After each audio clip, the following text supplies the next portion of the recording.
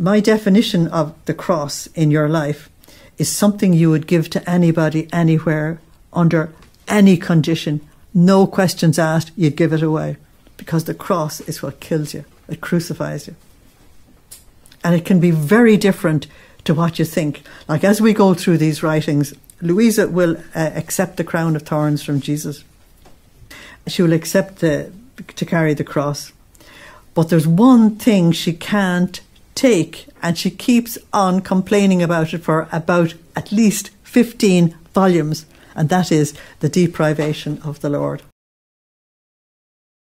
But the cross is something that you find intolerable, and what Louisa found intolerable was the deprivation. And you hear her complaining about it over and over ad nauseam until eventually the Lord reveals to her what he was doing with this terrible suffering that she had. And so the cross in your life is the thing that both crucifies you and sanctifies you as well. And it can be very different to what you think. It's good to think about it. So if they do not have the graft of my cross, they can't have any value, Jesus says. Now I ring the little word any value, because it's actually quite shocking. See, it's not about destroying the creatures, but yourself. It's very easy, you see, to lash out to somebody else or to criticise somebody else or to put somebody else down. You're being told that if you want to go places spiritually, this is the thing you lash out against and this is the thing that you put down to let love be born. The whole idea is that selfishness must die in order for divine love to be resurrected. That's actually what's going on. It's death and resurrection. That's why he's talking about the mystery of the cross in our lives. So it has to be making you die that you may live only in me and of my life. So we have to die to the worldly ways, and we have to die to sinful ways, and we have to die to selfish ways in order to let the divine come to the fore in us. It's true that it'll cost you more than what you have done, but pluck up courage, do not fear. It's not you that will do it, but I myself will work in you. Now, the thing is that if you want to go this journey, if you want to take this distance, the Lord says, I will help you much more than you will ever suspect. I'll help you much more. Galatians 5:24. So, the next thing is her nothingness again. So I received more lights. Now, more lights is enlightenment about the humiliation of myself. She calls it annihilation. He told me, you are nothing but a shadow. As you try to grab it, it escapes you. You are nothing. Now, it's hard to take that on board. He was exalting this woman to an absolutely extraordinary degree. But if you look upon yourself as somebody important, the self is out there and not the love of God. If you go to Psalm 8, Psalm 8 says, Lord, what is man that you would even be mindful of him? Or the son of man that you would even take notice of him? The reason why it begins that way is because if you take a model of the universe with its 100 billion galaxies and growing, and you look for the Milky Way, it would be less than a dot on a page. It's only a pixel. And you'd say, my God, the Milky Way with all its billions of stars is only that size in the universe. So then you home into the Milky Way with all its billions of stars. Look for the solar system, a speck.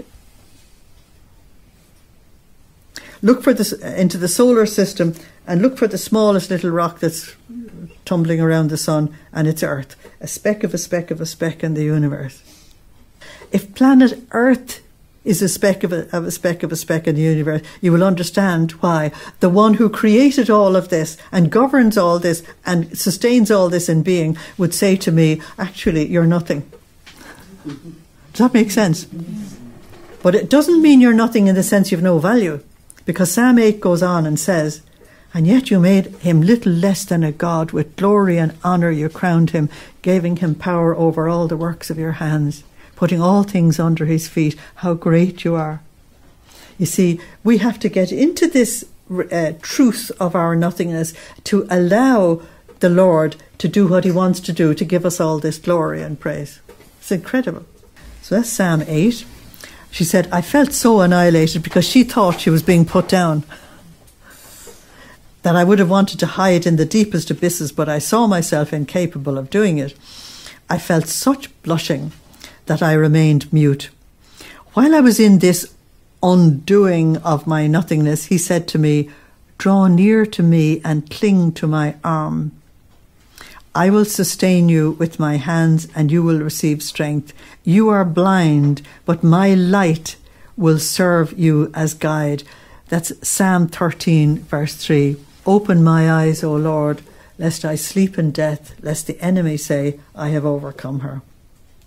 And Psalm 36, verse 9, Lord, in your light we can see light.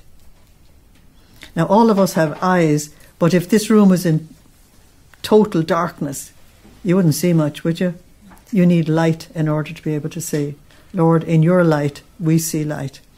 So acknowledging our blindness actually stimulates the Lord to give us greater enlightenment. So he said, see, I place myself in front of you, and you will do nothing but look at me in order to imitate me. 2 Corinthians 3:18, St. Paul says, you become like what you contemplate. So that's what Jesus wants, that we would contemplate him more and more, and that we are turned into the image that we reflect, as St. Paul says. So the next little paragraph, we're nearly the end of the class. This is absolutely central to divine will. Jesus said to me, the first thing I want you to mortify is your will. The self must be destroyed in you.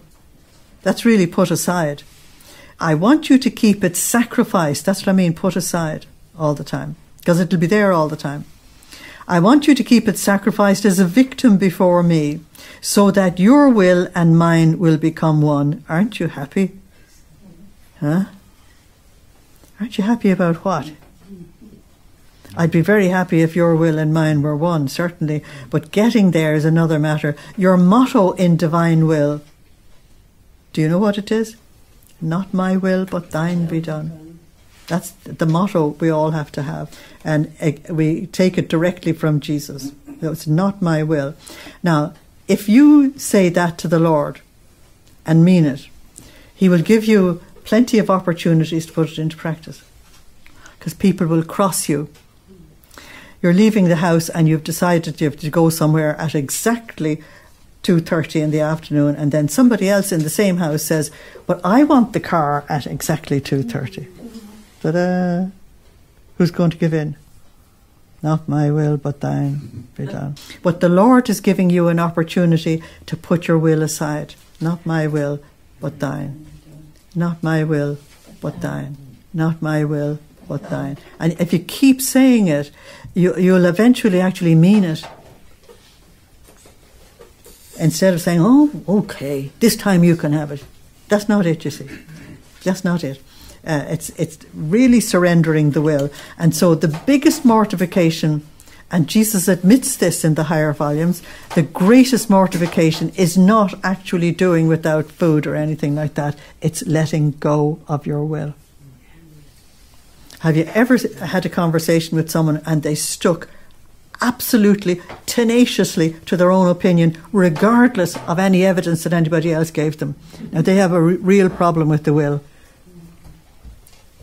Not my will, but thine. Not my will, but thine. And if you say it as frequently as possible, you'll find yourself in a surrendering mode to the Lord. Now, the happiness comes when this has become normal for you, because then you'll discover that nobody can hurt you. If you're surrendering to the Lord all the time, nobody can hurt you. Nobody can actually get power over you even, because you're surrendering to the Lord. You're not surrendering to them.